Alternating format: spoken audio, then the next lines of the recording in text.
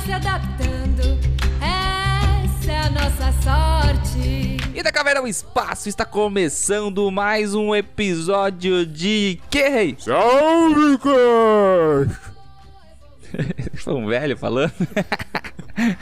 Eu sou o Sérgio Mates e hoje iremos falar um pouquinho da teoria da evolução. Ou melhor, um pouquinho daqueles que desenvolveram a teoria que viria a ser uma das mais importantes da história, mudando toda a visão sobre a vida e a natureza que havia na época e até mesmo hoje. E, para falar um pouquinho disso aqui comigo, hoje, diretamente de Londrina, Paraná, Reinaldo Mates. Evoluiu, ritmo agressivo, sente-se cantar fluiu, levando levadas que você nunca ouviu. Cara, já estragou o cast. Ecleticidade. É isso aí, cara. Você tem que ser eclético. Igual. Esquelético? Igual os dinossauros que.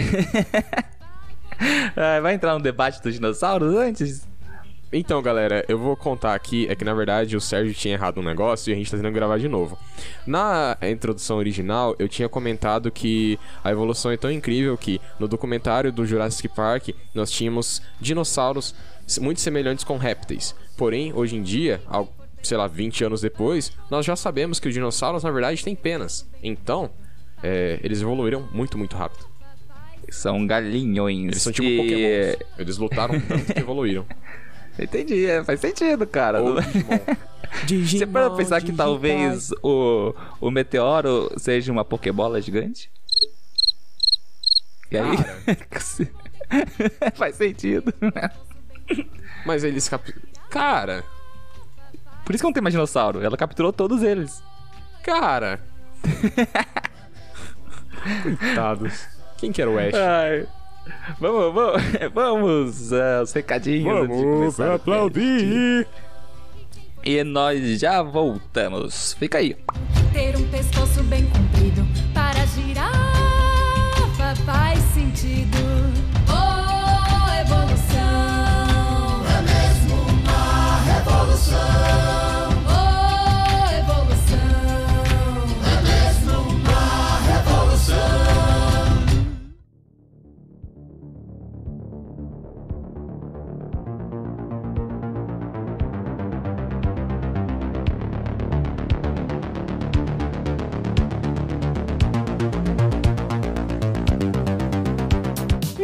Chegamos na zona de recadinhos, galera, não sai daí que vai ser rapidinho, o episódio já volta. E para começar com os recadinhos, eu queria deixar um alerta, um aviso e o nosso papel social, né, galera? Se previnam pro coronavírus. Eu sei que parece meio chato, tá super bombardeado de informação, mas é sério, é um caso sério.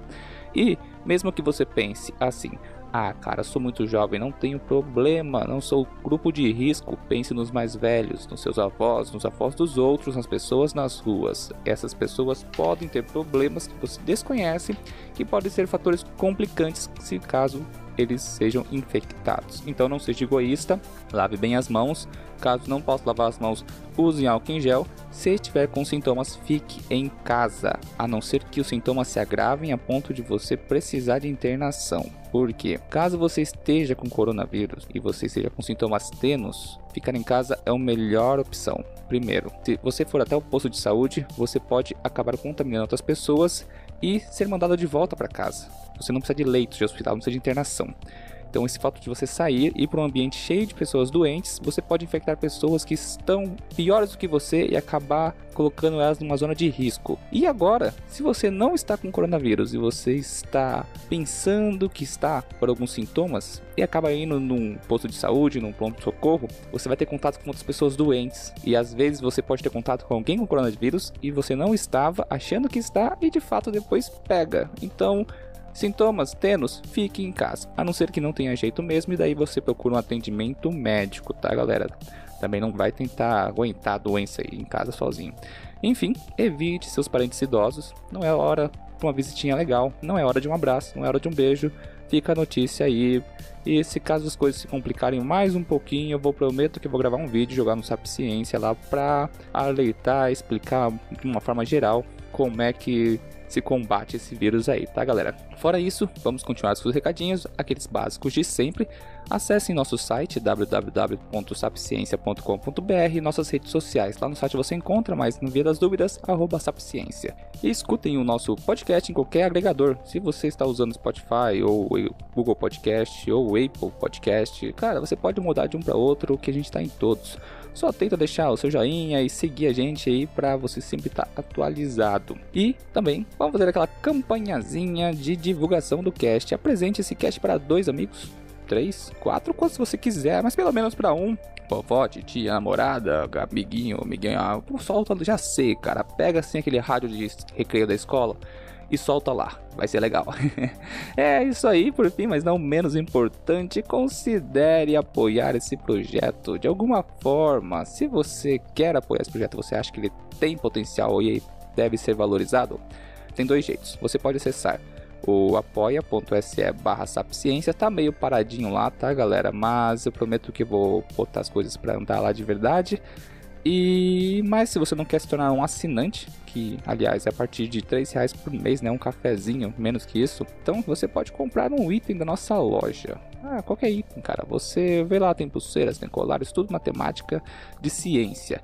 É só você entrar na página do Facebook e do Instagram e lá você vai ser direcionado para a nossa loja no Mercado Livre. Comprando qualquer item você vai estar ajudando muito esse projeto. E também, conforme a gente for atingindo nossas metas e valores aqui, estamos com planos muito bacanas para aumentar a frequência desse podcast. A gente já chegou com o Sap News esse ano. E também, galera, informação importantíssima, tem coisa muito maneira chegando aí, uma parceria bacana, certo?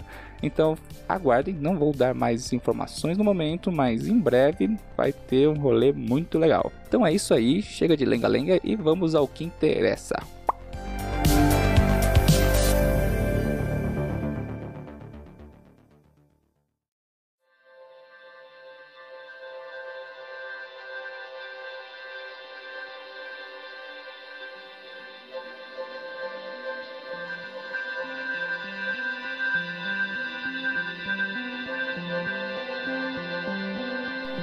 Voltando dos recadinhos e indo para o que interessa de fato, não que os recadinhos não sejam importantes, mas antes de começarmos no nosso cast, como iremos falar muito sobre a teoria da evolução, mas não iremos falar de fato dela, mas sim dos seus autores, eu queria acentuar uma coisinha aí. A teoria da evolução não é apenas, abre aspas, uma teoria. A evolução é um fato que ocorre em nosso planeta, e quando eu falo que ela é um fato, eu quero dizer que ela ocorre, ela acontece e não tem como negar isso, a não ser que você seja muito banana, enfim. Agora, quando falamos de teoria da evolução, estamos falando do conjunto de ideias e evidências que tentam explicar esse fenômeno da melhor forma possível, ou seja, a mais aceita entre o consenso geral entre cientistas e acadêmicos. E só para complementar um pouquinho do que o Sérgio falou, o que muitas pessoas muitas vezes acabam banalizando a evolução por mas é só uma teoria, não é uma lei. Porque hoje em dia nós temos aqui, no conceito comum, assim, de uma forma informal, de que teoria é uma coisa que é muito ligada à sua opinião. Então, tipo assim, eu tenho uma teoria, eu tenho uma opinião. Não, a teoria é algo muito embasado, você tem muitos estudos atrás disso, você tem experimentos em laboratório, você consegue replicar elas em escala menor, assim você chega numa teoria. De certa forma, menosprezar uma teoria por ela não ser uma lei, que é uma coisa que acaba confundindo bastante, que muita gente fala, mas isso é só uma teoria, não é uma lei. Não, a diferença entre uma teoria e uma lei é que, na lei, todas as vezes que você fizer aquilo, você vai esperar aquele resultado. É uma generalização muito maior, como é o caso, por exemplo, da inércia. Uma das leis de Newton, a inércia, que diz que um corpo em inércia ou em um movimento retilíneo tende a continuar ou parado ou realizando esse movimento, a não ser que sejam realizadas forças externas nesse corpo que façam modificar. É mais curto, eu acabei aumentando um pouquinho mais.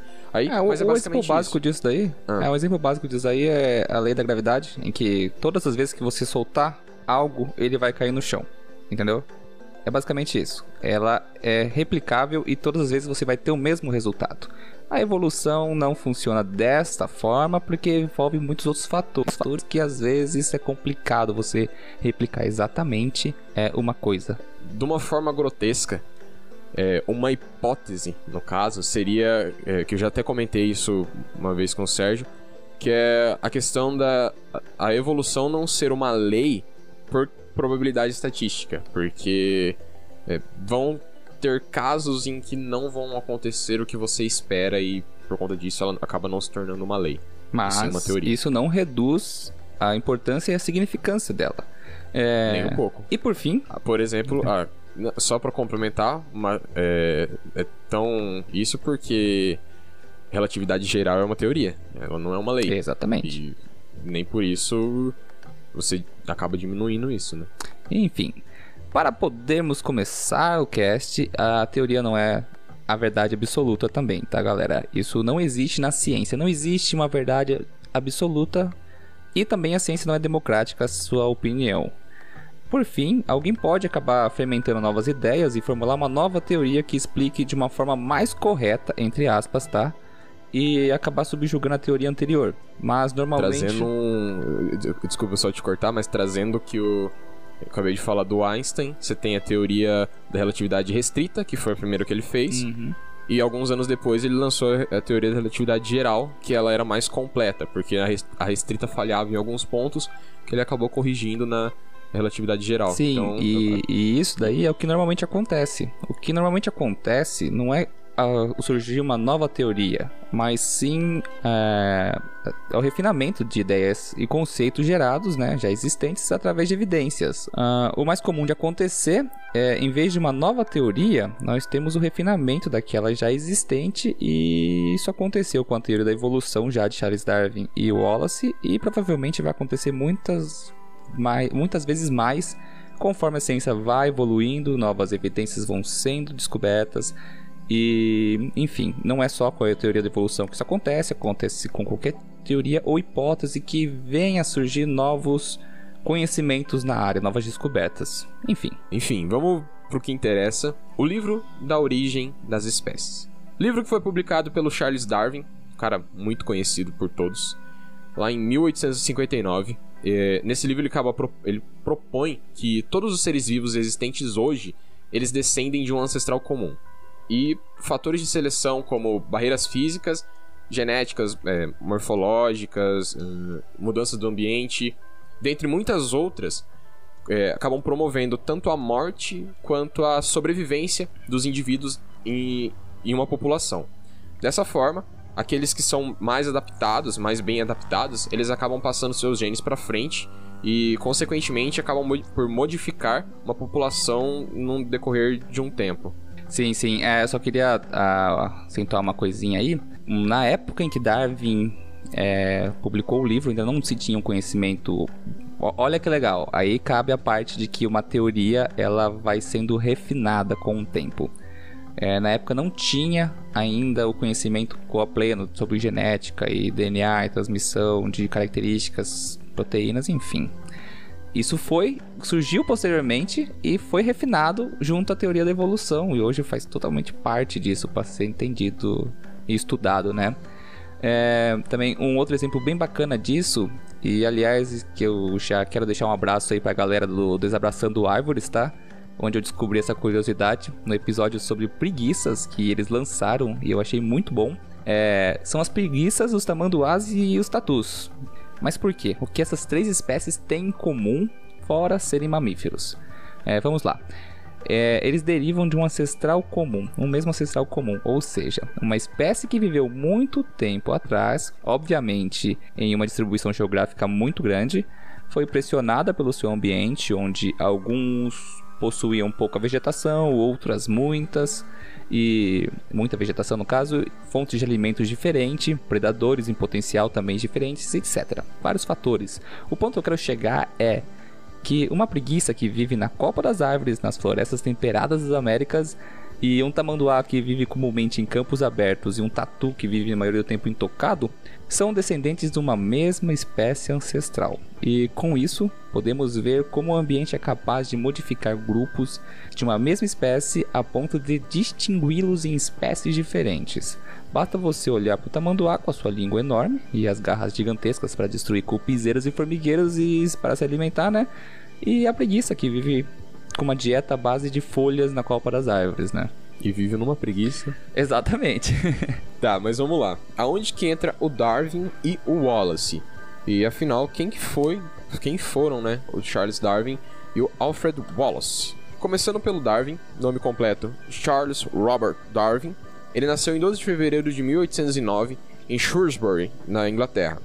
Ele foi um estudioso, naturalista, geólogo e biólogo e, através de seus estudos e influência de muitos outros cientistas como Lamarck e o próprio Wallace, e ainda mais o seu avô, que é médico, botânico e poeta, Erasmus Carlos... Darwin. Mentira. Erasmus Darwin. Ele construiu um conjunto de ideias que vieram a dar origem à teoria da evolução. Só que outra pessoa que é muito importante, uma outra figura que é extremamente importante para a formulação dessa teoria foi o Alfred Russel Wallace, que vou fazer um pontinho aqui para quem ouviu o cast anterior sobre a história da eletricidade. O Wallace seria o Swan do Darwin. do Wallace seria o Swan do Edison, que o Edison no caso seria o Darwin, mas o Darwin não é cuzão igual o Edison, enfim. Quantos nomes, cara? Tô perdido. Ai meu Deus, o que tá acontecendo? Eu não sei. Enfim, continuando, o Wallace, que realmente é uma figura que não é muito conhecida, não tendo o reconhecimento que ele deveria receber com relação a esse assunto. Ele nasceu no dia 8 de janeiro de 1823, em Usk, no país de Gales. Ele também foi um naturalista, um geógrafo, antropólogo e biólogo. Ele foi o primeiro a propor a distribuição geográfica das espécies, sendo o conceito precursor da ecologia e da biogeografia. E não é por menos que ele é conhecido como o pai da biogeografia. E agora que nós já sabemos e conhecemos as figuras responsáveis pelo conjunto de ideias que formou a teoria da evolução, mas como esses dois tiveram os seus caminhos cruzados, pois afinal Darwin trabalhou na sua teoria em total sigilo, tá? Entre aspas, os amigos mais próximos tinham conhecimento, e em contraponto o Wallace tinha Darwin como referência e consultor. Isso é um ponto muito importante nessa história, pois pode-se dizer que em algum sentido Darwin agiu com certo, abre aspas, tá galera, egoísmo na publicação do livro Da Origem das Espécies. E antes do pessoal me condenar aí, de eu chamar Darwin de egoísta, eu quero dizer que ele acabou publicando às pressas o seu estudo, que no momento não estava completo, antes de Wallace, para que ele não perdesse o crédito e a originalidade do seu trabalho. Enfim, a gente vai chegar lá em breve, conforme esse cast vai andando. Mas antes eu quero saber como é que foi a vida desses dois e como eles chegaram até o ponto da teoria da evolução. Tá, eu acho que a gente pode começar com a história do Darwin, querendo ou não, ele nasceu primeiro. Só que vamos começar antes dele embarcar no Beagle. O Beagle, navio, Beagle não era um cachorro, era um navio, tá? Darwin, ele tem muita história, muitos conflitos com toda a sua família, quanto questões religiosas, porque ele vinha de uma família onde seu pai e seu avô eram médicos, e ainda ambas as famílias, por parte de pai e de mãe, eram unitaristas, ou seja, eles acreditavam numa unidade absoluta de Deus. E aí já viu, né, como o seu trabalho afetou sua vida pessoal drasticamente, né, porque, querendo ou não, né, até hoje, né, enfim. O Darwin começou a demonstrar interesse precoce pela história natural. Com 8 anos, lá por volta de 1818, ele já se destacava muito nas suas participações na escola. Em 1825, ele tem sua primeira experiência profissional como aprendiz de médico, e logo depois ele acaba ingressando na Universidade de Edimburgo, no curso de medicina, que na época eram considerados um dos melhores lá do Reino Unido. Porém, o Darwin ele não tinha muita aptidão para ser médico, e ele acabou negligenciando um pouco seus estudos práticos, por conta de não se dar muito bem com as cirurgias bem grosseiras da época, porque, galera, vamos lá, nessa época aí, lá por 1820, 1830... tipo, anestesia, bisturizinho fofinho, todas essas coisinhas, não rolava. Era sangue jorrando e muita crendice e, sei lá, joga sais de frutas na pessoa pra ver se melhora. Essas coisas. Mas enfim, com toda essa conturbação na vida dele, acaba surgindo uma luz no fim do túnel. Nesse mesmo período, Darwin adquiriu bastante conhecimentos de taxidermia com John Edmondstone, que era um ex-escravo que havia feito expedições nas florestas da América do Sul. E durante os cursos de Edmondstone, ele contava bastante histórias do que ele viu e do que ele viveu lá na América, das experiências dele. E acabou acendendo no coraçãozinho do Darwin o espíritozinho de Darwin aventureirinho. E também a vontade de partir para fazer estudos em outras áreas que não fossem as áreas de medicina. A gente tem a Dora Aventureira, a gente tem o Darwin Aventureiro, cara. Oi, eu sou Dora. Darwin aventureiro. Tá. E a negligência de Darwin em relação ao curso de medicina deixou meio que seu pai furioso em relação a isso, que por sua vez acabou mandando Darwin para o Christian College em Cambridge para estudar bacharelado em artes, né? Não tem nada a ver. Isso como primeiro passo para uma carreira clérica, que pela história nós já sabemos que não foi o que rolou, não foi o que aconteceu. Mas, enfim...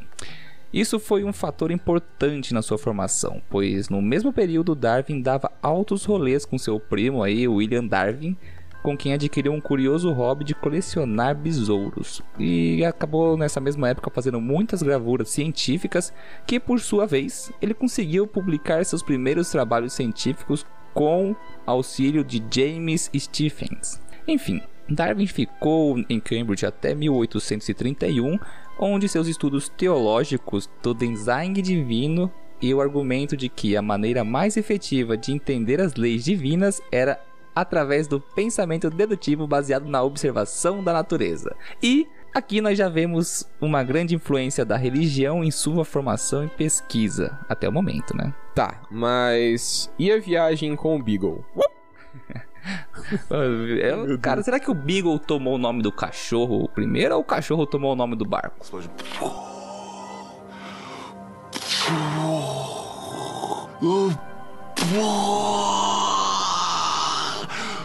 O que é esse silêncio, cara?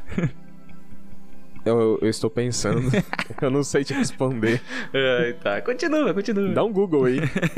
Não, bora. Bom, após sair de Cambridge, o Darwin se juntou a um curso de geologia e ele viajou com seu professor Adam Sedgwick para estudos no país de Gales, e após isso ele passou um tempo com os amigos em Bournemouth, também no país de Gales, retornando apenas no dia 29 de agosto de 1831, e foi aí que tudo começou. Quando Darwin chegou em casa, ele havia recebido uma carta de um amigo botânico que ele tinha feito na universidade, propondo uma viagem a bordo do HMS Beagle, junto ao capitão Robert Fitzroy. O nome desse cara é muito maneiro, cara. Né?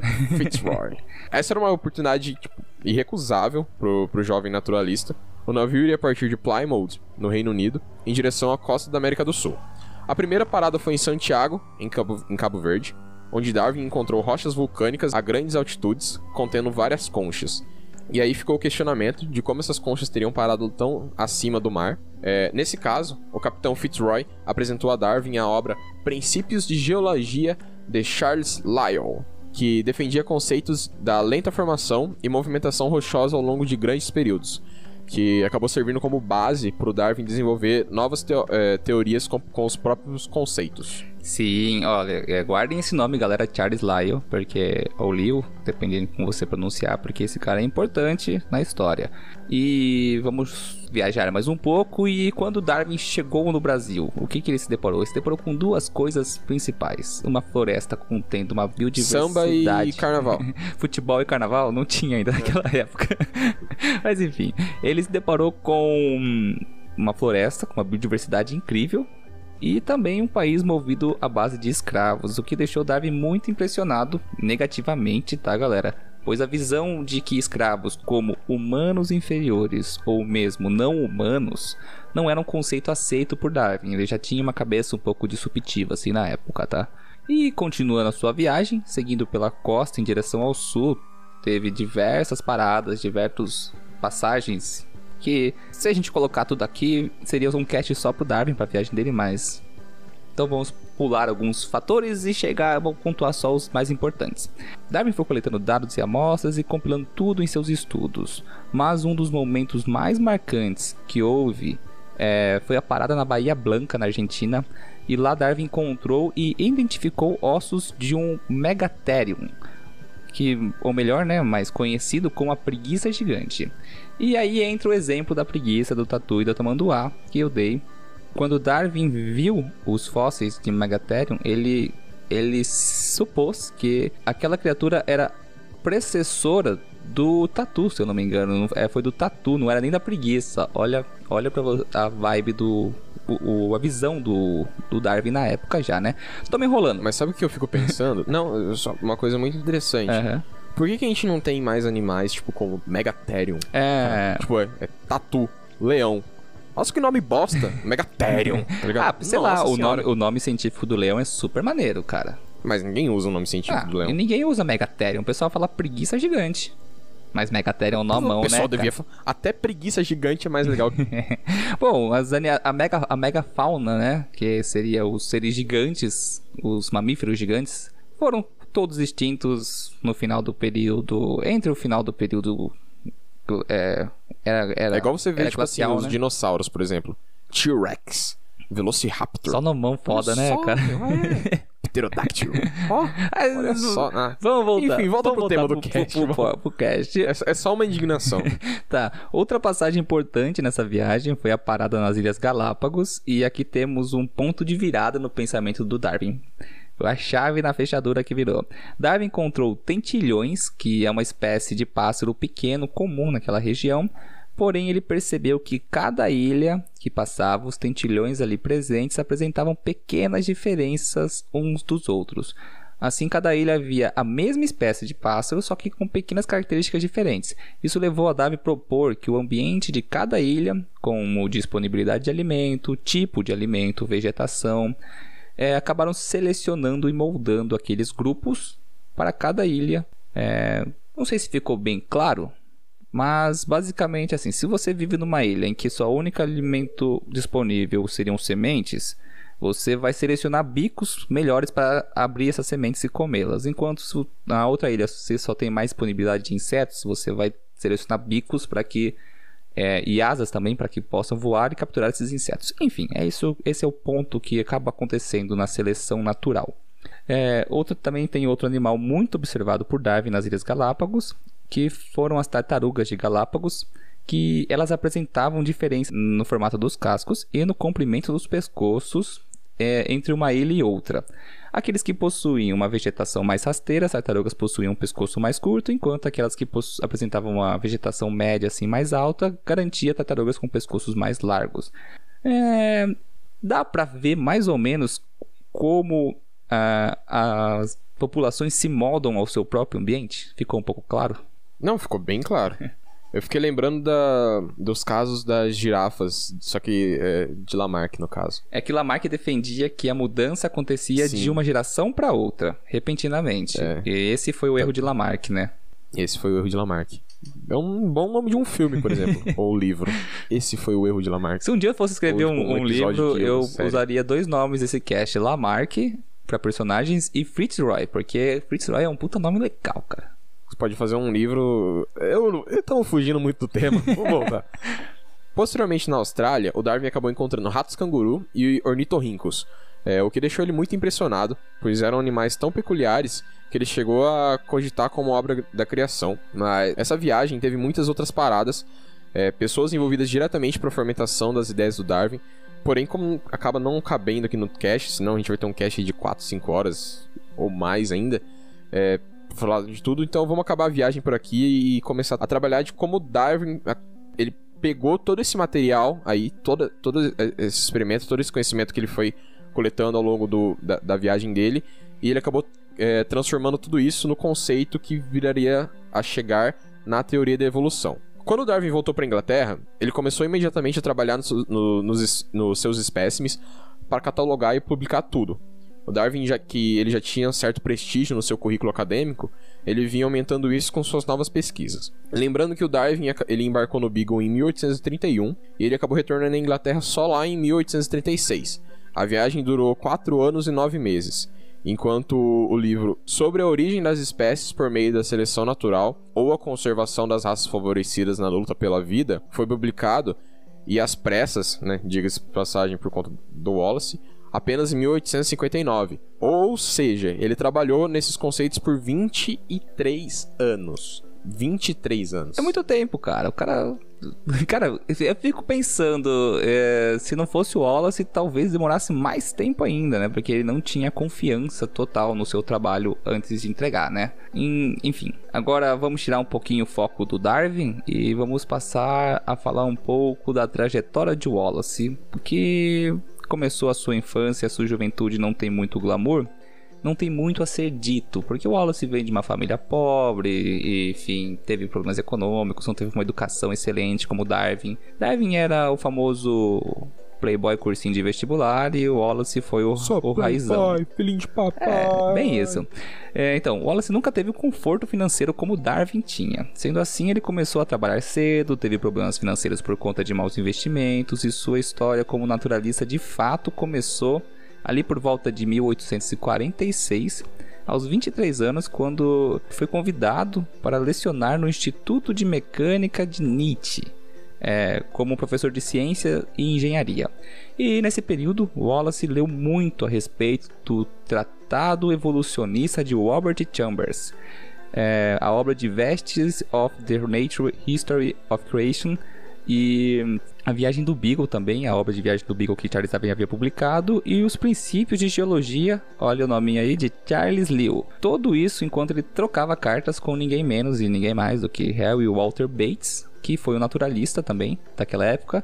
Mas enfim, na época que ele trocava cartas com Wallace, ele ainda era muito jovem, mas já possuía seus trabalhos acadêmicos publicados, e em especial na área de entomologia, o que ajudou Wallace bastante nesse desenvolvimento inicial, né, em estudos da natureza. Inspirado pelos trabalhos desses autores, o Wallace decidiu que também queria se aventurar como naturalista nas Américas. Sendo assim, junto a Bates, ele planejou e viajou para o Brasil a bordo do Mischief em 1848. Mas vamos lembrar que o Wallace não era um playboy filho de papai que tinha um pitbull e imitava o que ele faz. Essas expedições custavam dinheiro.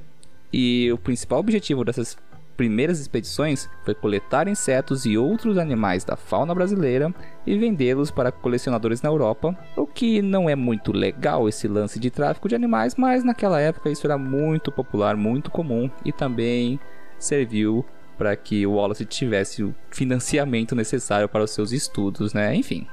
Mas vamos lá. O Wallace ele acabou passando 4 anos cartografando o Rio Negro, e nesse rolezinho dele aí, ele coletou muitas e muitas espécies, tanto de fauna quanto de flora, assim como também catalogou povos e línguas da região, bem como a sua geografia.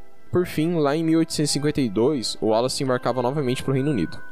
Infelizmente, após 28 dias de viagem, a carga no navio pegou fogo e a tripulação foi forçada a abandonar o barco, e para o fundo do mar, junto com o barco, foi toda a coleção que o Wallace havia coletado no seu período do Brasil, sendo salvo apenas o seu diário e poucos esboços. Mas nem tudo foi perdido de fato. Parte do seu material havia sido retido no porto de Manaus. Essa parte acabou ficando salva. Isso 10 é um dias bom, cara, porque a gente vê que sistema pantegário às vezes salva o rolê, cara. É igual no coronavírus, que tá salvando o Brasil ali, o Curitiba. Curitiba tá salvando Curitiba o Brasil. É o guardião brasileiro.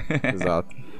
Mas voltando pro Wallace, 10 dias depois de deriva no mar, em um bote aberto com a tripulação, o Wallace ele foi resgatado por um barco que partia de Cuba em direção a Londres. Chegando lá em Londres, o Wallace passou 1 ano e meio vivendo do pagamento do seguro da sua carga e vendendo tudo que havia restado. Nesse período, mesmo perdendo boa parte de tudo aquilo que ele havia coletado e anotado, ele escreveu 6 ensaios e 2 livros, o que ele abriu um belíssimo network na comunidade de naturalistas britânicos, incluindo um senhor barbudo chamado Karl Marx. Mentira, Charles Darwin. Karl Marx. Ah, tá. Senhor barbudo. Cara, mas se você ver fotografia, eles são bem parecidos. Todo mundo com barba e careca é parecido, velho. Bom, vamos lá. Posteriormente, lá por volta de 1854 até 1862, o Wallace viajou para o arquipélago malaio para coletar espécimes para vender e estudar. E lá no arquipélago, ele começou a desenvolver a fronteira biogeográfica. Nessa viagem, ele coletou mais de 125 mil espécimes, sendo 80 mil só de besouros, e ainda 1000 dessas espécies coletadas eram novidades para a ciência, ou seja, novas espécies. Nessa viagem, ele também descobriu um carinha bem icônico dentre todas as suas descobertas, que aliás foi batizado com seu nome, o Rhacophorus nigropalmatus, também conhecido como sapo voador de Wallace, que é uma espécie de sapo que salta entre as copas das árvores e plana com o auxílio de suas enormes membranas interdigitais, aquela pelinha que fica entre os dedos que nós humanos acabamos perdendo. Enfim, seu trabalho no arquipélago Malaio foi tão significativo que foi elogiado por muitos cientistas, incluindo Darwin e Lyell, ou Leo, ou... Mas, tanto faz, depende da sua entonação. Depende de como você quer falar, enfim. Manos do Sol Sotaca. Vamos para a teoria da evolução agora e a publicação do livro A Origem das Espécies de Charles Darwin. Nós sabemos que A Origem das Espécies foi publicado em 1859. Mas essa publicação não foi feita porque Darwin havia concluído todo o seu trabalho e por fim decidiu publicá-lo. O que aconteceu de fato é que Darwin era um cientista muito reconhecido na época pelo seu trabalho e seu status social, né? E assim, o Wallace o tomava como referência e se correspondia com ele enviando seus ensaios e trabalhos para que ele desse sua opinião sobre. Com isso, Wallace confiava muito na visão de Darwin e também confiava na sua crítica. E, embora Wallace não fazia ideia dos trabalhos de Darwin em relação ao conjunto de ideias que formariam a teoria da evolução, Darwin estava por dentro do que Wallace fazia. Então, em 1858, Wallace enviou para Darwin o ensaio, abre aspas, sobre a tendência das variedades em se separarem indefinidamente do tipo original, fecha aspas, pedindo que Darwin escrevesse uma crítica sobre seu trabalho. Quando Darwin recebeu esse manuscrito de Wallace, ele viu que o trabalho, embora não tivesse todos os conceitos darwinianos conhecidos, ele era muito semelhante à teoria de Darwin, que já trabalhara nessa teoria durante 20 anos. Assim, Darwin, em uma carta escrita para Charles Lyell sobre o trabalho de Wallace, ele disse: ele não poderia ter feito um pequeno resumo melhor. Até os seus termos constam agora nos títulos dos meus capítulos. E para vocês terem noção quão semelhante foi o pensamento de Wallace sem saber da pesquisa de Darwin. Olha, para vocês, isso também só prova que a evolução e a seleção natural são fatos. É só você parar e observar e analisar, você vai chegar no mesmo resultado. Tá. E com isso, Darwin, contatando os seus amigos Lewis e Hooker, foi orientado a apresentar esse trabalho em conjunto com Wallace no dia 1 de julho de 1858, onde esses manuscritos foram lidos, o livro de Darwin, os manuscritos de Darwin e a carta de Wallace, sem a presença dos autores, lá na Sociedade Linneana de Londres. Enfim, os autores não estiveram lá por alguns problemas, mas o caso do Darwin não estar lá foi um caso meio pesado, que foi a morte do filho dele, do último filho, o bebê, que estava tendo uma crise de uma doença, agora não me recordo o nome na região dele, mas enfim, ele acabou não indo por causa que estava de luto. Passando depois da leitura dos seus manuscritos e da carta de Wallace em 1858, no ano seguinte já Darwin publicou o livro A Origem das Espécies, e o que acabou gerando um impacto acadêmico no mundo. E aqui, nesse ponto, eu parei o roteiro porque agora cabe a discussão. A história foi contada, os fatos foram apresentados e eu queria só acentuar por que o Wallace, coautor das teorias da evolução, não é conhecido tanto quanto Darwin. Porque, pelo menos, eu fui descobrir o Wallace no primeiro ano de faculdade. Antes, para mim, a teoria de evolução era só Darwin. It's all about the money, money, money. Também. We don't need your money, money, money. Cara, essa é uma das coisas principais. O Darwin era o cara que tinha renome. Uhum. Igual... agora eu posso estar cometendo uma injustiça muito grande.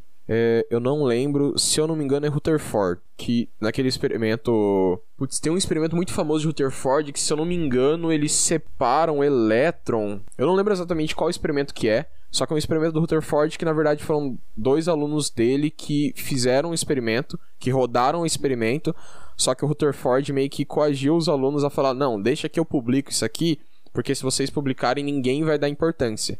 E foi exatamente o que Darwin propôs para Wallace, quando aconteceu assim, isso. Essa história que eu falei realmente existe. Eu não lembro se foi exatamente o Rutherford. Eu lembro que foi alguém desse meio foi alguém que teve o seu nome... Teve um modelo de átomo aí, tá? Mas eu não lembro se foi exatamente o Rutherford. Eu tenho quase certeza que foi ele. Mas agora, de cabeça, eu não me recordo exatamente se foi ele. Então, acaba sendo isso. Provavelmente, se o Wallace tivesse publicado isso... Na época não teria, que foi, né? Não teria toda essa repercussão, principalmente por conta do seu passado, de onde ele veio. Até isso é uma coisa que a gente comentou também no cast sobre eletricidade, que o Faraday foi um cara também que foi instruído só até os 13 anos. Depois do conhecimento que ele teve, ele começou a estudar meio que por conta do trabalho que ele tinha. Só que ele teve um puta patrono. Então ele teve um cara que foi lá, assim, pegou na mão dele e falou, não, vem comigo. E isso é uma coisa que ajudou ele. Nesse caso, não era exatamente esse tipo de relação que o Wallace tinha com o Darwin. O Wallace pedia ajuda pro Darwin, só que o Wallace não era um protegido de Darwin. Então, independentemente se o Darwin estivesse escrevendo isso ou não, com a publicação do Wallace, ela não teria o impacto que teve. Sim. Isso é uma coisa que eu creio que a gente pode acabar concordando. Sim. A gente pode fazer uma balança, um comparativo em relação aos dois. Enquanto Darwin, ele vinha de uma família de nome forte, os avós deles foram ligados diretamente com parte da política do país. E fora que ele era de uma família rica, ele nunca teve problemas financeiros e teve estímulos de estudos. O pai dele era médico, o avô dele era médico. Era para ele se tornar médico, o que deixou o pai dele meio furioso por não ser se tornado médico. Mas enfim, o ponto que eu quero chegar é que Darwin sempre... Tá, gente, não quero desmerecer a obra de Darwin, mas ele teve, entre aspas, a vida mais fácil, porque a viagem e os estudos dele foram todas financiadas com dinheiro da família. Ele já tinha um nome acadêmico formado desde cedo, conseguiu fazer um prestígio bacana, o que dava credibilidade da sua opinião. Então, se ele chegar, e foi o que ele fez, né? Ele chegou com essa teoria da evolução e mesmo causando um grande impacto negativo na sociedade na época, porque assim, até o momento o criacionismo era a verdade absoluta, né? E isso era heresia, você apresentar essa proposta de que Deus não tem nada a ver com isso, mas sim o ambiente e a seleção natural. Enfim, isso causou conflitos na família, na vida pessoal de Darwin, mas por partir dele, essa ideia foi mais aceita e ela foi mais bem recebida. Agora, em contrapartida, o Wallace, embora na infância dele, eu acho que, se não me engano, o pai dele até tinha certo poder assim, aquisitivo, dinheiro, mas acabou perdendo tudo para maus investimentos. O Wallace teve uma infância meio, não pobre, miserável, mas não foi uma classe média assim para a época, digamos assim. E depois o pai dele morreu, ele ficou com problemas financeiros e ele acabou começando a estudar sobre o assunto muito tarde. Olha que louco, né? Ele teve que trabalhar com tráfico de animais. Tá, naquela época não era isso, mas enfim, hoje seria, para poder financiar seus próprios estudos. Enfim, ele formulou não as mesmas especificamente, assim, mas ideias tão semelhantes quanto a de Darwin, com muito menos recurso e num tempo muito menor, né? Se você parar pra pensar. E se você for tirar o Wallace aí da equação e deixar o Darwin tentando fazer o livro só por ele, foram 23 anos que poderiam ter se tornado 30 ou mais ainda facilmente. Sim. Que é igual uma questão que você disse. O surgimento do Wallace na história foi meio que um encorajamento que o Darwin precisava para conseguir concluir. Porque sim. Foi aquele empurrãozinho de, opa, tá acabando o prazo aí de entregar o TCC, temos que fazer o negócio.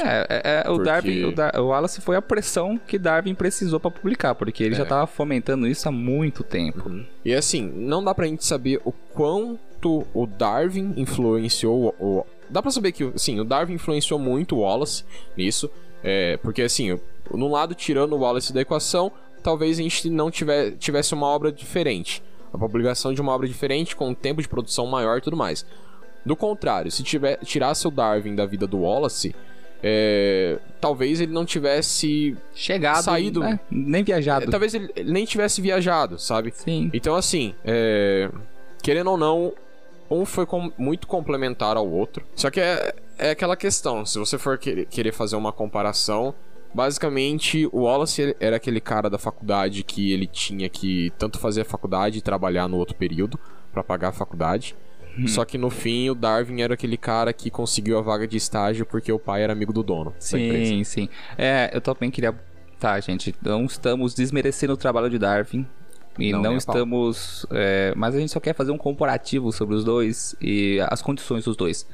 Se você parar pra pensar, se o Wallace tivesse publicado a teoria da evolução antes de Darwin, capaz de ele ter sido ignorado, ridicularizado pelas essas ideias, porque ele não tinha a fama que Darwin tinha. Ele era um cientista mediano, assim, tipo, mediano, tá, gente? Não existe um cientista mediano, ele era pouca fama, não tinha credibilidade no mercado, digamos assim. Justamente pelas suas atividades e também porque ele era muito mais novo que Darwin. Enfim. Muito da ciência política e, né? Sim, sim. Os nomes de famílias valiam muito naquela época. Você não precisava de fato ser uma pessoa inteligente e geniosa. Bastava você ter o nome do seu pai ou avô que você já era alguém importante. Enfim, né? Não que Darwin não seja importante. É que fica muito complicado você falar assim, sem parecer que Darwin foi um cara cuzão, mas ele não foi, ele foi good vibe, tanto que o Wallace e Darwin, após a leitura dos textos em 1858, um pouco tempo depois que passou o luto de Darwin, eles acabaram se encontrando e viraram amigos pra vida toda, trocando cartas pra até o resto da vida. Até Darwin ter um infarto, eles trocavam cartas e conversavam entre si. Então foi um rolê bem amistoso. Eu posso estar enganado. A partir da 4ª edição da Origem das Espécies, o Alfred Wallace, o nome de Alfred Wallace, foi incluído na capa como referência de coautoria dos conceitos, né? Então, achei show da parte. Enfim, é um cara que deveria ter mais crédito e ser mais falado, mais lembrado do que é. Infelizmente, fazer o quê? Eu só queria fazer um pontuar aqui que eu falei, que eu tinha comentado do Rutherford. É realmente o Rutherford. Eu não é falando pra desmerecer o Rutherford, tá? Aquele comentário. Rutherford, ganhador de Nobel em 1908. O experimento dele foi o experimento das folhas de ouro e foi liderado por... Esse experimento foi sob a liderança do Rutherford. Só que o experimento em si foi rodado por 2 alunos dele, que foi o John Cockcroft e Ernest Walton. Deve ser Ernest Walton. E, pra você falar assim, nossa, não, nada a ver, esses caras não são nada a ver, ambos ganharam o Nobel de Física em 1951. Então, esses 2 caras aí não eram os caras nada a ver, tá? Mas é só isso que eu queria complementar mesmo. Pra vocês terem uma noçãozinha, uma curiosidade legal, a família Darwin ainda existe, tá? E os filhos e os netos de Darwin, os bisnetos, acho que agora, tipo, todos têm relação com a ciência. É uma coisa muito louca e é bem legal. E não é só relação com a ciência, eles têm participação significativa na divulgação e na pesquisa. É bem legal, cara, enfim. Eu acho que concluímos o nosso cast por hoje, né? Nós conseguimos trazer um pouco da história que fermentou a teoria da evolução, digamos assim, porque não é uma coisa que você chega, olha e escreve. Ela demora anos e muita observação da natureza para você chegar nesses conceitos. E como vocês puderam ver, não foi, por exemplo, não foi só Darwin que fundamentou a teoria da evolução, não foi só Wallace. Todos eles dependeram de um conjunto de pessoas em que tiveram pequenas participações em momentos diferentes das suas vidas que influenciaram a eles chegarem onde chegaram, né? Por exemplo, o capitão do navio, o Fitzroy, que indicou para Darwin Lewis, que viria a ser, né, um grande amigo para a vida toda e um consultor do próprio Darwin. E sabe, tipo, ele até poderia ter conhecido o Lewis em outros momentos e fatores, mas você para pensar, cara, que ele falou assim, por que essas conchas estão aqui em cima? E o cara do navio, o capitão, fala assim, olha, não pensa demais nisso não, pega esse livro e usa ele como base pra você entender o porquê elas estão aí.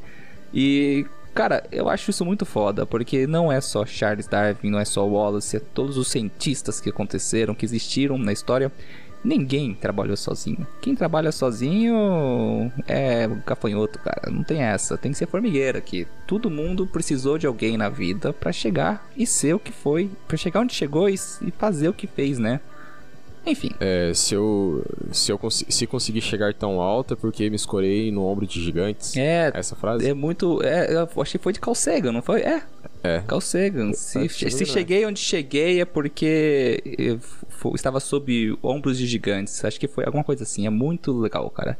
Enfim, vou falar de Carl Sagan. A gente lembra de Neil deGrasse Tyson. E está lançando a segunda temporada de Cosmos que eu preciso começar a assistir. E eu acho que, você acha que cabe aí uma série... Final Frontier. Então, isso daí é o Star Trek, pô. Você acha que cabe uma série sobre a série Cosmos? Uma série de podcasts pra comentar e conversar sobre Cosmos? Não sei, galerinha. E se você gostou dessa ideia, deixa aí embaixo o seu comentário. Deixa seu joinha. Não, aqui não é pro YouTube, pô. Enfim, galera, eu acho que nós falamos um pouco de tudo um pouco. Ah, não, pelo amor de Deus. Esse bordão de novo não. É muito ruim, cara. Me deixa. Respeita meus bordões, cara. Respeita. Considerações finais, Rei. Considerações finais. Galera, Darwin é top. Wallace é top. Agradeçam por essas pessoas. Agradeçam por todos os que vieram antes dele. Porque se hoje a gente sabe muita coisa, é graças a esses caras aí que meteram a cara e foram atrás. E é isso aí. É isso aí, então, galera. Muito obrigado por terem escutado o Sapciência, ou Sapcast, né? E fiquem aí, aproveitem os outros episódios, que tem alguns que estão super maneiro e outros também tão legais. Enfim, você vai saber. Acompanhe semanalmente o Sap News e a gente se vê em breve, né? Se vê, não, se fala. Enfim, deixe seu comentário aí. Se ouve. Se ouve. Deixe seu comentário. Fale o que você achou do cast, xinga a gente, mostra pra vó, enfim, até a próxima. Zona de respostinhas.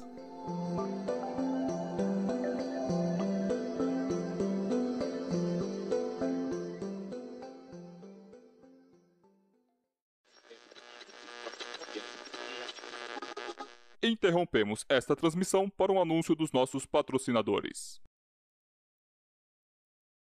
Evoluiu, ritmo agressivo 150 fluiu, levando levadas que você nunca ouviu.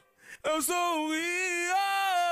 Vai brisa na vibe do Kevin Cres, no tabuzão que te faz mexer, seja no Lins ou no PPG, pode começar desse. Chegamos nas zonas de respostinhas, Massachusetts, de Schwarzenegger. Eu não lembro como que era o nome que a gente definiu pra isso, mas enfim, a gente sempre abre aquele espaço para perguntinhas no Instagram. E se você é um curioso de plantão, você pode fazer uma pergunta para que nós possamos tentar responder. Não que talvez iremos responder da forma mais correta possível, porque também não somos donos do saber, né? Enfim, vamos lá. Algumas pessoas nem fizeram perguntas, só fizeram comentários, olha ali. Primeira foi do Star Hunter 101. Ele mandou: Hi Sapciência, Hi Star Hunter. Tamo aí, tamo junto, né? Daí teve o Mr. Timon. Cara, não tem o que fazer. Tem o Mr. Timon, underline. Ele falou: check my account. No, Mr. Timon, não vou checar a sua conta, não. Peraí. Como que eu vou enviar mensagem pro Mr. Timon? Não manda mensagem pro Mr. Timon. Calma aí. A conta do Mr. Timon é uma conta de gatinho. É sério? É. Então vamos checar a conta do Mr. Timon agora. O Mr. Timon é um gatinho. Ó, galera, abrem, ó. mr.timon, T-I-M-O-N, underline. É um gatinho mó bonitinho, que é lá da Eslováquia, e ele tem 1 ano e pesa 5,4 quilos. Kosice é o nome da cidade. Ele é bem fofinho. Tem um vídeo dele aqui brincando com o laser, olha que lindinho. Mas como essa não é a zona do Mr. Timon gatinho fofinho, é a zona de respostinhas, a gente tem... Agora chegamos nas perguntas. A primeira pergunta aqui do Adriano Abrantes, Adriano Abrantes. E aí, Adriano, beleza? Ele perguntou aqui: o que é matéria e energia escura? E eu já digo pra ele que se nós soubéssemos, seríamos os ganhadores do Prêmio Nobel de Física de 2020 mas nós não sabemos e, aliás, ninguém sabe, né? Cara, ó, Adriano, eu vou responder de um jeito um pouquinho melhor, porque esse cara é muito babaca. Vamos lá. A gente não sabe realmente o que é a matéria escura. O que a gente sabe é tanto a matéria quanto a energia escura.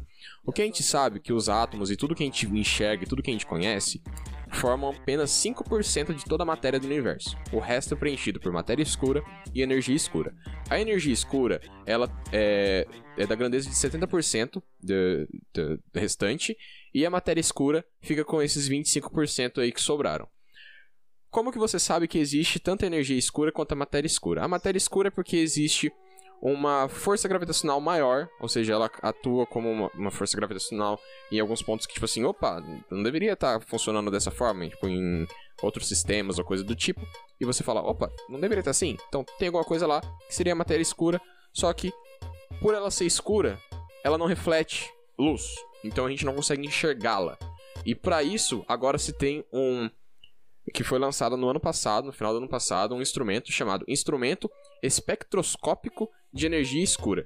Na verdade, ele seria mais para energia escura, mas enfim. Falando de energia escura agora. Ah, me confundi. Mas esse equipamento seria basicamente para tentar mensurar ela, entender mais ou menos o que é e do que ela é feita. Mas vamos lá. Energia escura. A energia escura, que é desses 70% aí, ela foi consideravelmente recente, rendeu o prêmio Nobel, a galera que descobriu ela. Por quê? Até um determinado ponto, mais ou menos lá por 1930, a gente já comentou isso em algum cast passado, mas eu não vou lembrar em qual cast que foi, eu já respondi isso mais ou menos dessa forma. Mas, vou falar de novo. Lá por mais ou menos 1930, o Edwin Hubble, o Hubble que deu origem ao Hubble telescópio depois, deu o nome ao Hubble telescópio, ele deu uma olhadinha na galáxia e falou, opa, galáxia estacionária, olha só, nossa galáxia está parada. Tanto é que nessa época se acreditavam que outras galáxias, na verdade, eram nebulosas. Até que depois de um tempo conseguiram descobrir que não. Pá, essas nebulosas aí na real são outras galáxias. Mas enfim, depois de um tempo acreditava-se que o nosso universo estava encolhendo. Por que encolhendo? Porque ele chegaria num limite do Big Bang, por conta da ação gravitacional, ele teria que encolher. Porém, graças a muitos estudos, na verdade descobriu-se que o universo, há cerca de 4 bilhões de anos atrás, ele começou um movimento de aceleração de expansão. Então o nosso universo, na verdade, ele está se expandindo. Só que, peraí, então se você só tinha gravidade antes, ele deveria comprimir e não se expandir. Então por que ele está se expandindo? E a resposta que deram é essa energia escura. A energia escura é não exatamente uma hipótese, mas tudo que se tem a partir dela tem esse caráter hipotético. Porque você não consegue mensurar ela, você não consegue dizer o que é. Você sabe que ela tá lá, você sabe que tem alguma coisa lá que tá fazendo esse efeito. Só que você não sabe de onde ela surgiu, como ela funciona exatamente, ou como ela é composta e etc. Que é o mesmo caso da matéria escura. Então, é basicamente isso aí, energia escura e matéria escura. Você sabe que tá lá, você sabe que tem alguma coisa, você sabe uma fatiazinha de como ela age, mas você não sabe o porquê, ou como exatamente, desde quando, como se formou, etc, etc, etc. Então, basicamente, da energia escura e da matéria escura, é isso aí que a gente tem e o que a gente sabe. Caramba, depois dessa resposta aí, hein, Rei? Eu acho que o Adriano podia compartilhar o cast, cara. Eu sei, Adriano, fica a dica aí, cara. Vamos lá. E sabe o que isso significa, Rei? Bananas? Não, cast errado. Significa que a próxima pergunta... Nossa, pior, cara, não. É porque eu tô com muita fome. Cast errado. Significa que a próxima pergunta não tem nada a ver com ciência. Essa até que é engraçada. E foi engraçado na hora que eu fui pesquisar. A pergunta veio do Eu Sou The 2. E ele perguntou, qual é o significado da palavra significado? Eu sei que não é sobre ciência, mas fica o questionamento e fica mesmo, cara. Porque eu fui pesquisar significado de significado. E eu acho que você também fez isso, né, cara? Uhum. E qual é o significado da palavra significado? Na verdade eu fui pesquisar aqui qual que é a etimologia da palavra significado. Ai, que menino refinado, gente. Só que na verdade o resultado que eu consigo encontrar é somente dos significados da palavra etimologia. Eu acho que o Google não entende exatamente o que eu quero. Bom, eu procurei por significado de significado e eu encontrei significado. A relação de reconhecimento, de apreço, valor, importância, significação ou significância. Ou seja, é você reconhecer algo. Só que daí, se a gente for entrar no âmbito da filosofia, você já entra no teoria do significado. A partir da teoria de significado, tem 2 tipos principais, que é a teoria fundamental e a teoria semântica. A teoria semântica, ela acaba designando conteúdos semânticos às expressões de uma língua. Já a segunda teoria, que é a teoria fundamental, é uma teoria que ela vai afirmar os fatos em virtude da qual as expressões possuem o conteúdo semântico que elas possuem. Nossa, cara, como você é chato. Não, gostei, cara. Boa explicação. Cara, eu vi isso no Wikipedia. tá valendo. Só não vale como fonte de TCC. Né, o Wikipedia é legal, galera, mas se você for usar o Wikipedia, não cite o Wikipedia como fonte. Vá na você já viu fonte que o aquele caso Wikipedia do cara cita e pega ela. que ele corrigiu, tipo, ele revisou não sei quantos milhares de artigos no Wikipedia. Tipo assim, ele é o maior revisador de artigos do Wikipedia. E ele fez isso, tipo, de graça. Ele nunca ganhou nada, ele não era nem funcionário do Wikipedia. E você sabe que tem pessoas que ganham dinheiro pra isso, ele fez de graça, né, cara? Pois é. Aliás, gente, o Wikipedia não é essa coisa feia que todo mundo fala. Certo que qualquer um põe e tira informação de lá. Mas, na medida do possível, toda a informação que está lá está sendo revisada por pessoas. Então, até certo ponto, é confiável, entre aspas, tá, pessoal? Quando você tiver dúvida, busque outra fonte, ou até mesmo no Wikipedia, quando o cara escreve um artigo bacana, ele deixa as fontes lá no Wikipedia. Caso você queira confirmar ou usar até aquilo lá que tem no Wikipedia, em vez de você citar o Wikipedia, o que não é correto em nenhum trabalho acadêmico, né? Mas você acha aquela informação e você pode, na fonte do Wikipedia, pegar a fonte original, confirmar se a informação está correta. Caso esteja correta, você pode citar essa fonte. Enfim, é só uma dica, tá? Pra quem tá estudando e fazendo escola e parar com o Ctrl+C, Ctrl+V. Vamos para a próxima e última pergunta. Falando nisso, morreu o cara do Ctrl+C, Ctrl+V esses tempos atrás. Putz, morreu, né, cara? Galera, eu não lembro o nome dele, mas o senhorzinho que foi responsável... O senhor Ctrl+C, Ctrl+V. o senhor Ctrl+C... Ele deu o último Ctrl+V da vida dele. Ele foi o cara que inventou o comando de copiar e colar, que todo mundo usa nos seus trabalhos acadêmicos, e agora está fazendo novos comandos no céu. Enfim, vamos para a última pergunta, o que eu acho super legal, e eu acho que você já meio que respondeu essa na primeira, né? Que o universo está em expansão. Se ele está em expansão, quer dizer que ele tem um final. Aqui foi a Pamela J. Silva. Ela perguntou: há chances do universo ser finito e ilimitado? Sim. Sim, na verdade, há menos chances dele ser infinito do que ser finito. E como o rei falou, existe evidências, né, que podem provar que tentam provar, né? Na verdade, não é uma certeza absoluta, mas a gente não tem como saber sobre absolutamente, mas as evidências indicam que ele está em processo de expansão. Então, nós não podemos saber nem observar a parede final do universo, mas que há um final. É que é uma questão muito complicada porque você não consegue falar. É difícil de você definir o que é o universo. É tão grande, é uma coisa tão inconcebível. Não, mas por exemplo, o universo seria tudo local onde tem matéria, onde tem alguma coisa? Não é aí que tá, cara. Porque nos locais que não tem nada, o que é aquilo? O vácuo, vazio. Porque assim, eu penso que o universo... Tá, eu posso estar errado, não sou físico, tá, galera? Mas pra mim o universo é a limitação das dimensões que nós concebemos. Se existe a possibilidade de você viajar entre os 3 eixos e no tempo, né? Existe a passagem de tempo, você ainda está no universo. E se você chegar num limite disso, seria um limite do universo, né? Enfim, é tão grande, tão inconcebível. Bom, você pode falar o limite do universo como uma das teorias pro fim do universo, que é, caso o universo não pare de se expandir, vai chegar um momento em que essa expansão vai ser tão grande que ele vai romper todas as moléculas.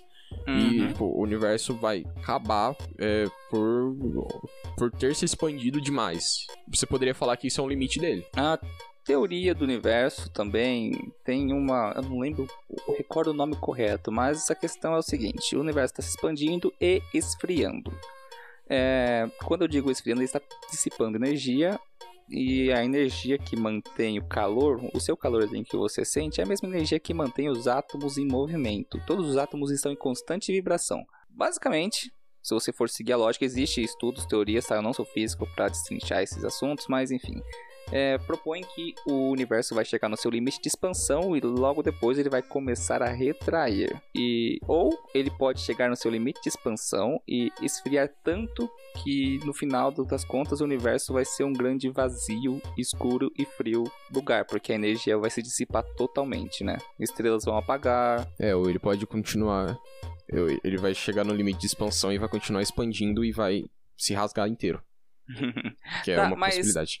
Agora eu tenho uma passagem de um livro que eu adoro. E se o universo fosse infinito, eu vou provar pra você, Rei, que se o universo fosse infinito, ninguém no universo existiria, incluindo eu e você. Conversando não existiríamos, apenas seria fruto de uma mente louca. Sabe como? Com matemática. Eu vou pegar um trecho do livro O Mochileiro das Galáxias. Eu sabia. Nossa, tava demorando. População nenhuma. Galera, só um segundo. Não que eu não goste do Guia dos Mochileiros das Galáxias. Acho um livro, acho muito bom a história, gosto. O problema é que a cada 10 minutos que você tem de conversa com o Sérgio, ele coloca pelo menos uma referência. Você não consegue ter uma conversa comum, uma conversa normal com ele, sem que ele fale alguma coisa sobre isso. Se não é mochileiro, é Cosmos. Se não é Cosmos, é Avatar. Adoro Avatar. Mas enfim, deixa eu falar a passagem do livro. É aqui, ó. População nenhuma. A Lenda de Korra é muito melhor que a Lenda de Aang. Cara, acabou. Esse é o último episódio que o Rei participou, tá, galera? Enfim, vou ler. É fato conhecido que há um número infinito de mundos, simplesmente porque há um espaço infinito para que esses mundos existam. Todavia, nem todos são habitados, assim deve haver um número finito de mundos habitados. Qualquer número finito dividido por um número infinito é tão perto de zero que não faz diferença, de forma que a população de todos os planetas do universo pode ser considerada igual a zero. Disso podemos deduzir que a população de todo o universo também é zero, e que quaisquer pessoas que você possa encontrar de vez em quando são meramente produto de uma imaginação perturbada. E aí eu provei com a matemática que o universo infinito não haveria ninguém. Você é ligado que você não provou nada, né? Mas enfim... Foi dolgazada. Mas enfim, essa foi as perguntinhas e respostinhas. Ficou bem mais dinâmico agora, porque a gente basicamente não preparou e roteirizou as respostinhas. A gente fez uma breve pesquisa e esse daqui foi mais um bate-papo. O que ajuda a nós respondermos mais perguntas e também conversar com vocês melhor, né? Mais legal. Mais melhor? Mais melhor de bom. Mais melhor? Mais melhor? E é isso aí, galera. E foi assim que o Sérgio percebeu que ele tinha feito merda. Pessoal, a gente fica por aqui. E aproveitem o cast, escutem 5 vezes e mandem pra vovó. Vovós gostam de podcast. Até a próxima e tchau. E se você tiver coronavírus, fique longe de um idoso. Tchau. É verdade.